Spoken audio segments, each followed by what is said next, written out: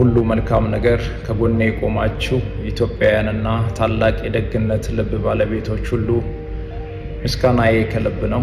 መታመሙ ከተሰማ ጀምሮ ሁላችንንም ባስጨነቀንና በጸሎታችን እያሰብነው የሚገኘው በሕክምና ላይ ያለው ማስተር አብነት ከበደ በትላንትናው ዕለት ደግሞ ብዙዎቻችሁ እንደተመለከታችሁት ለሕክምና ካቀናበት ከሀገር ውጪ ማለትም በታይላንድ ከሚገኘው ሆስፒታል ውስጥ ሆኖ ባስተላለፈው መልእክት ወደ ሰርጀሪ ልገባ ነው፣ መላው የኢትዮጵያ ሕዝብ በጸሎታችሁ አስቡኝ፣ በእርግጠኝነትም ደግሞ ካለውበት ተፈውሼ በምስጋና የምንገናኝበት ይሆናል እያለ መልእክቱን አስተላልፎ ነበረ። ከዛም በኋላም በተለያዩ ማህበራዊ ሚዲያ ላይ በዛሬው ዕለት ማስተር አብነት ሰርጀሪው እንዴት ሆነለት፣ በሰላም ተጠናቀቀ ወይ እያሉ የብዙዎች ጭንቀት ነበረ።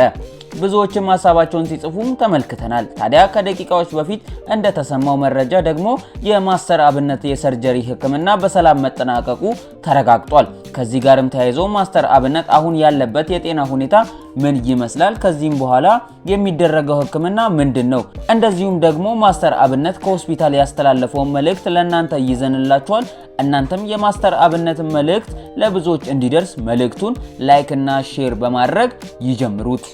ማስተር አብነት ወደ ሰርጀሪ ክፍል መግባቱን ተከትሎ ለተጨነቃችሁ ኢትዮጵያውያን በሙሉ ማስተር አብነትም የመጀመሪያ ዙር ህክምናውን ጥሩ በሚባል ሁኔታ አድርጓል። የእናንተ ጸሎትም ሁልጊዜም ከማስተር አብነት ጎን ያለው። ተጨማሪ ህክምናዎች ነገም ከነጎደም በዚህ ሳምንት ይቀጥላሉ። ነገር ግን እስካሁን ድረስ ያለው እግዚአብሔር ይመስገን የሚያስብልና እጅግ ድንቅ የተባለ ነገር ነው። ማስተር አብነት ተሽሎት ወደ ቤቱ እንደሚመጣ ተስፋ እናደርጋለን። እስካሁን ያለው ነገርም ጥሩ ነው። ታዲያ የመጀመሪያ ዙር ሰርጀሪው በጣም ጥሩ ስለሆነ ምንም ነገር እንዳትጨነቁ። ለውድ የሀገሬ ልጆች፣ ለታላቅ ደግነትና ባለቤቶች ትላንትና በእኛው ሚዲያ በተለቀቀው የቪዲዮ መልእክት መሰረት ስትጸልዩልኝ ለነበራችሁ ሁሉ ከልብ አመሰግናለሁ። አሁንም ባለሁበት ሆስፒታል ህክምናዬን እያደረኩ መሆኔን ልገልጽ እወዳለሁ። ትላንትና የነበረኝ የመጀመሪያ ዙር ሰርጀሪ በሰላም ተጠናቆ ወጥቻለሁ። ህክምናዬ አሁንም ይቀጥላል። እንደ ወትሮው ሁሉ ጸሎታችሁ እንዳይለየኝ አሁንም አደራ እላለሁ። ስለ ድጋፋችሁና ወረስ ስለሌለው ፍቅራችሁ ከልብ አመሰግናለሁ።